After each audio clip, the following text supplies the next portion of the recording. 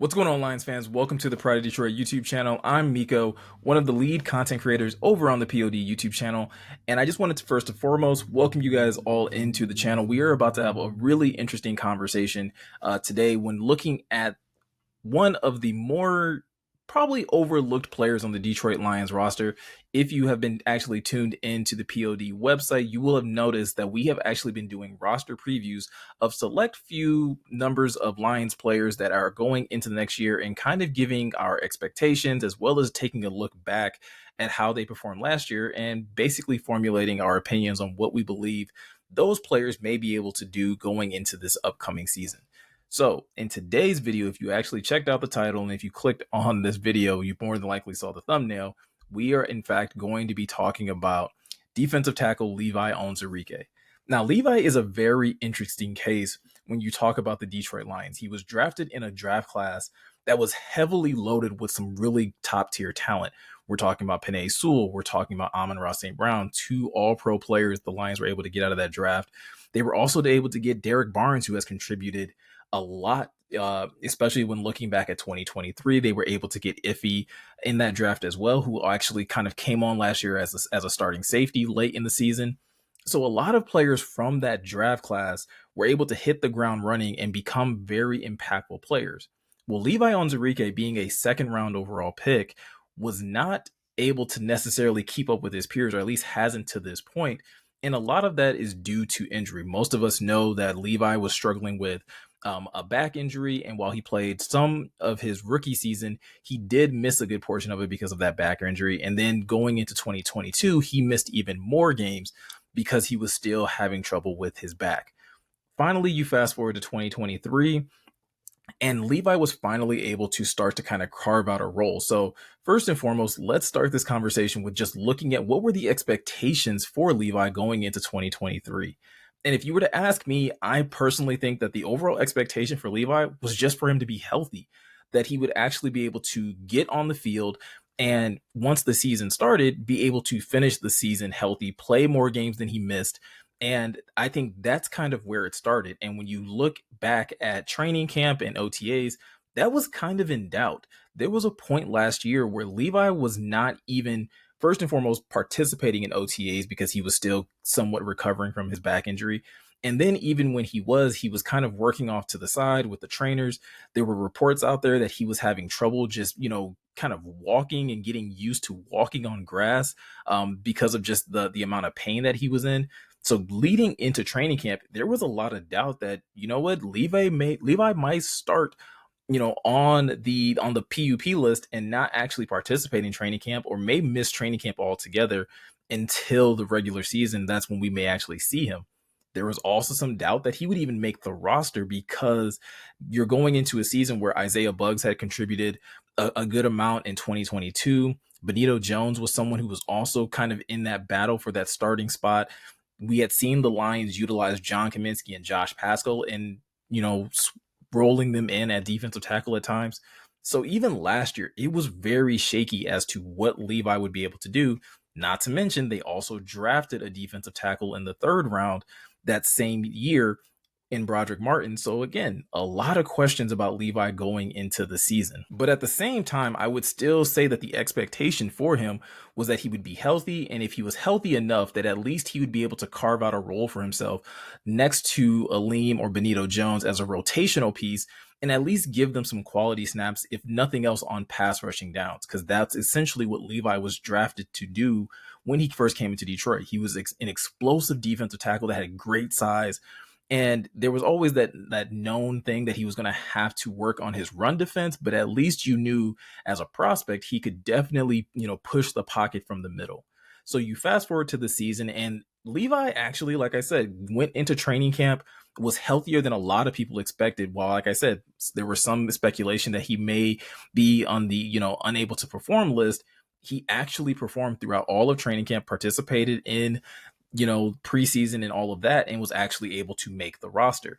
And so fast forward to the season, and Levi did actually make a decent impact. I don't think, like, when you look at the stat sheet, it's not, eye popping. It's nothing that is anything to necessarily write home about. But for a guy that there was a lot of questions on his health and if he would even be able to physically play, being able to play in 10 games and only have, 4 tackles and 1 sack, but also able to generate 10 pressures is still a good thing for Levi. Like I said, if we were talking about defensive tackles in general, no, it's probably not something that a lot of fans should be excited about. But in a young prospect that has had to battle injury, this is at least a step in the right direction. And when you look at Levi next to the other defensive tackles that were on the Lions roster last year, Levi was actually performing fairly well in comparison to some of his other counterparts. Obviously, Aleem McNeil was a monster last year and really set the tone and really carried the load for that defensive line in the middle. But when you start to look at overall PFF grades as far as defensive tackles are concerned, Levi had the second best grade amongst the defensive tackles. He also had the second best pass rush grade in terms of the defensive tackles. And so, again, that's something that's just a nice little nugget and a nice little sign that, you know what, in a season where he was mostly healthy, still was able to play in 10 games, there were a lot of games where he wasn't active, but not many of those were due to injury. He actually had some, healthy scratches. It's a sign in the right direction. It's an arrow pointing in a way of progress when you're looking at Levi. And I think it's something that even, previous defensive line coach John Scott pointed out to the media last year that a lot of fans have to still kind of reconcile with when it comes to Levi. Like I mentioned, he missed most of that 2022 season, or all of that 2022 season. He missed a good portion of the 2021 season. So Levi has yet to really put together enough practices, enough game experience to really be where a lot of his other draft mates are. And the fact that he's still on this roster is still a testament to how much this team believes in him and what they are able to, or what they've seen in him in his limited action and in how he carries himself around the building and how he interacts with his teammates. All of those things are at least positives in terms of, okay, they don't feel like they've wasted an investment in a young defensive tackle in Onwuzurike. There's still enough there going into 2024 where they feel like, you know what, there's actually some potential here to continue to build on. And so you're kind of looking at something very similar to Jameson Williams, where JMO didn't play his rookie year. And then obviously he missed a good amount of games in 2022 due to that suspension, but obviously started to come on as the season went along. Levi's kind of in that same boat where I think 2024 is going to be the season where we can really judge Levi Onwuzurike and judge him for a player and try to determine if he's someone that should be in the Lions' long-term plans. And now that's going to be tough as well because, like I said, he's playing next to Aleem McNeil, a player that was drafted after him in the same draft class. I forgot to mention Aleem as well when talking about Panay and Amon-Ra, but Aleem is another guy that's going to be up for a contract. They're both going to be, hoping to be extended, but Levi is going to have a lot more ground to make up. He's going to have to make a much bigger impression on this coaching staff, on this, regime, on the front office, if the Lions are going to be looking to keep him long term. And it's not necessarily going to be, I don't think there's going to be a lot of expectation in terms of him being like the guy, because with them signing DJ Reader and having Aleem McNeil, your starting defensive tackle spots are locked down. You have two highly capable defensive tackles. Aleem as someone that I believe could be an all-pro this year. The same with DJ Reader, just with the type of player he's been throughout his career. You do have potentially 2 Pro Bowl defensive tackles already.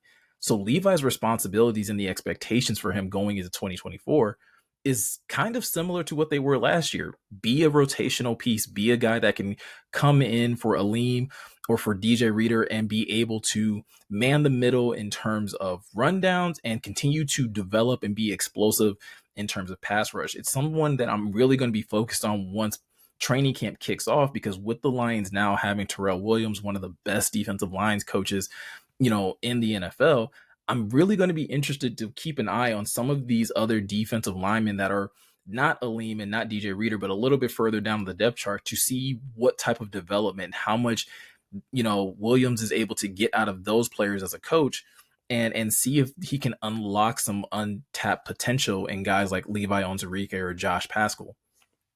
And so if Levi can man that role, being, the number 3 defensive tackle and coming in and again, like I said, being stout in the run game, being explosive in passing downs in the event that they decide to swap out, DJ Reader for Levi or something of that nature, if he can capitalize on his opportunities, that could be enough, first and foremost, to just continue to help this defense be a tough unit, be a tough group to run against and to have to go up against week in and week out. But in the long term of him possibly looking for a second contract in Detroit, even not even if it's in Detroit, but just somewhere else, those types of things are going to be needed of him. He's going to have to, again, not necessarily stuff the stat sheet, but just not be a minus player in terms of this defense. He can't be the weak link when they decide to sub him in, because like I mentioned last year, with him missing a couple of games, I think part of that was just, he just wasn't quite up to speed with where the coaching staff wanted him to be. He's got some more time. He's got some more experience under his belt, playing 10 games last year. So he has a much better grasp of, like I said, what the NFL game is. And he's been able to really develop his body as well. Dan Campbell talked about that when, they were going through OTAs and they were talking about players that really stood out. Levi Onwuzurike was one of the guys that he highlighted. Levi's put on pounds. He's getting closer to that 300-pound mark, which is going to help him mightily, like I said, when it comes to defending against the run. But they're also tapping into the athleticism that he has as well. They're trying him out as a big defensive end. And I think, like I said earlier, that kind of gives us a look into what they think of him as a player and how much they want to try to get him on the field. So when you have guys like Josh Paschal and John Kaminsky that are also going to be vying for snaps at defensive tackle or even at defensive end, the fact that Levi is going to be in the mix in there could be a positive in the sense that they want to be able to find more opportunities to get him on the field. But I'm also not going to be negligent and act as if this couldn't potentially be a negative for him as well, because that's just more competition that he's going to have to overcome. Like I said, you have your top two defensive tackles already in place. Broderick Martin is another young guy that Levi's going to have to battle with. And then, like I said, you already have the versatility. You know that Josh Paschal and John Kaminsky can play both on the interior and the exterior of the defensive line. Aiden can play on the exterior and interior of the defensive line. So there's a lot of pieces. And while there's not nearly as many defensive tackles, I still think Levi is going to have to bring his best once training camp kicks off if he's expecting to go into 2024, have an impactful role, be active in more games. Like I said, playing 10 games is great in 2023. I think if you're Levi and you're this coaching staff, you want to get him closer to playing, 14, 15, maybe even 16, 17 games this year. If he can play the entire season and be healthy as a rotational piece, that's only going to help your defense. That's only going to help your team's chances to be successful and to kind of get back to where you were last year, being able to get to the NFC Championship game, being able to win a division and all those types of things. A guy like Levi Onwuzurike is going to be important for those things, just for the depth of having some quality depth, having a quality player that, again, if you can tap into the potential that had him sought after as a second round pick in 2021, you may have something as the Detroit Lions. And again, being able to completely well round out that defensive line group. So that's Levi Onwuzurike in a nutshell when looking at, like I said, what he did in 2023, what the expectations were, and also looking ahead as far as what we could project for him to be in 2024 once the season kicks off. But those are just some of my thoughts and some of my opinions. I'm really curious to hear what you guys think. So jump into the comment section below and let me think, what are your feelings about Levi Onwuzurike? Do you still have faith that he could probably have a Derek Barnes type of resurgence going into 2024? Or do you feel like what Levi is and what he's shown so far is who he'll be for the rest of his career, and that this may be the last time we see him in Detroit? Or if you have any other thoughts anywhere on that spectrum, let me know in the comment section below. And like I mentioned at the beginning of this video, we are doing roster previews of several other players over on the Pride of Detroit website. So if you don't see them here on the YouTube channel, but you're curious about like, okay, well, what about Frank Ragnow or Penei Sewell or Brian Branch? Trust me, those profiles are over on the POD website and they are definitely worth your time. You should definitely take a look and give them all a read when you have some time. Also, if you want to stay tuned to any of the video content that we have over here on the POD YouTube channel, all you have to do is hit that subscribe button, hit that notification bell, and that's going to make sure that you get notified every time we upload a new video. And if you wouldn't mind, you can also hit that like button, and that's going to make sure that more of our content is served up to you. So just in case there's videos in the past that you haven't seen, hitting the like button will also help make sure that you see more of the POD content that we have over here on the channel. So with all of that said, I'm Miko. Thank you guys for taking the time to watch, and I'll catch you guys in the next one.